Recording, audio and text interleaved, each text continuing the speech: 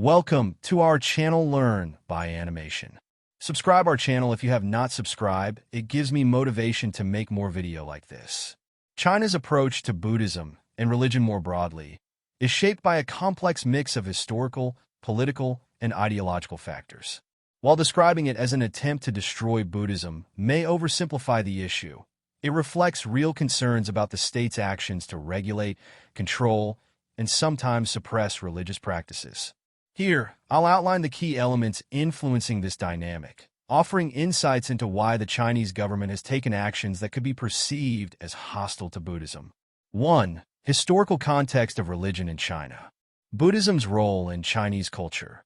Buddhism arrived in China during the Han Dynasty, circa 1st century CE, and became one of the major religions alongside Confucianism and Daoism.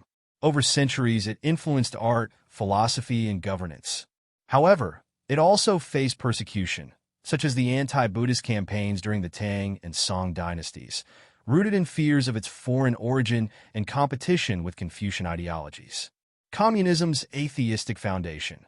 When the Communist Party of China, CPC, took power in 1949, its Marxist-Leninist ideology regarded religion as a tool of oppression. Early campaigns aimed to diminish religious influence, including Buddhism, viewing it as outdated and feudalistic. 2. Tibetan Buddhism and political sensitivities. Tibet's cultural identity. Tibetan Buddhism is integral to the identity and governance of Tibet, where the Dalai Lama historically held both spiritual and temporal power. After China annexed Tibet in 1950, it viewed Tibetan Buddhism as a potential threat to national unity and sovereignty. The Dalai Lama's exile. The Dalai Lama's flight to India in 1959 and his advocacy for Tibetan autonomy or independence heightened the CPC's suspicion of Tibetan Buddhism as a separatist force. Control of reincarnation. The CPC has asserted authority over the identification of Tibetan Buddhist leaders, such as reincarnated lamas, through the controversial 2007 Order No. 5. This move seeks to weaken the Dalai Lama's influence and ensure that religious leadership aligns with state interests. 3. The Sinicization of religion. Definition. The Sinicization of religion is the government's policy to adapt religious practices and institutions to fit Chinese socialist values and national identity. Impact on Buddhism. Temples are monitored and teachings are altered to emphasize loyalty to the CPC. Monks and nuns are often required to undergo patriotic education, diluting the spiritual focus of monastic life. 4. Legal and institutional control. Religious Affairs Bureau.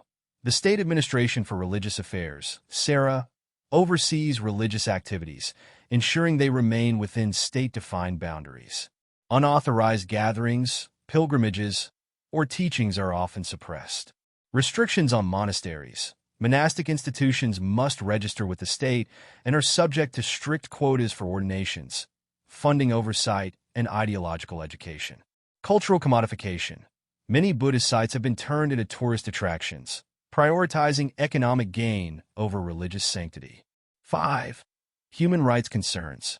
Crackdowns in Tibet. Reports of demolitions of large Buddhist institutes like Larangar and Yarchangar, along with forced relocations of monks and nuns, have drawn international criticism. Restrictions on pilgrimages.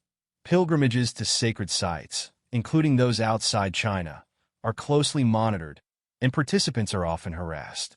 Surveillance and technology. Advanced surveillance measures are used to monitor religious activities and identify troublemakers. 6. Cultural and economic motivations. Tourism and profit. Buddhist heritage sites are major tourist attractions, generating significant revenue.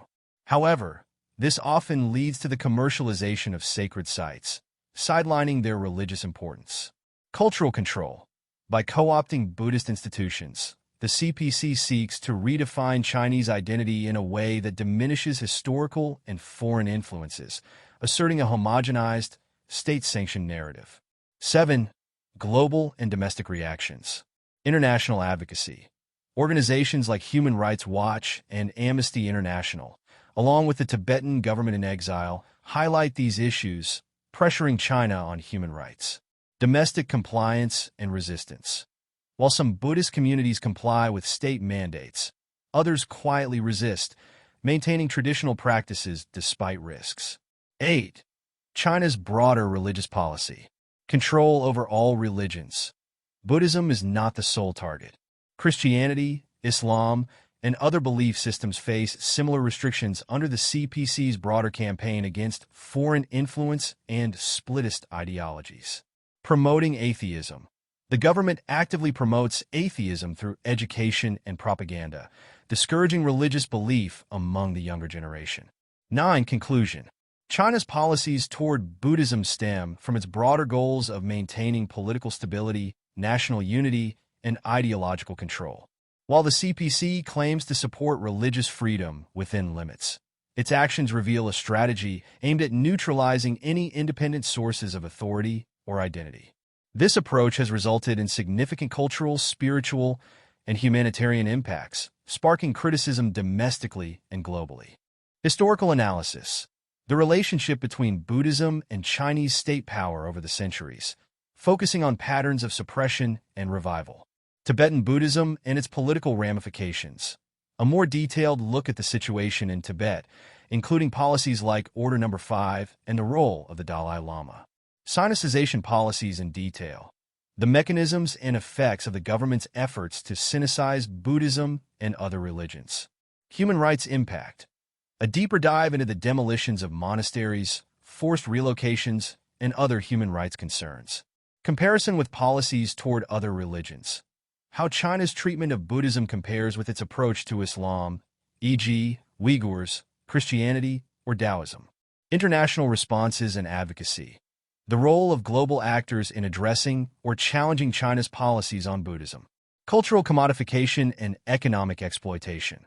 The intersection of religion, culture, and economics in Buddhist sites.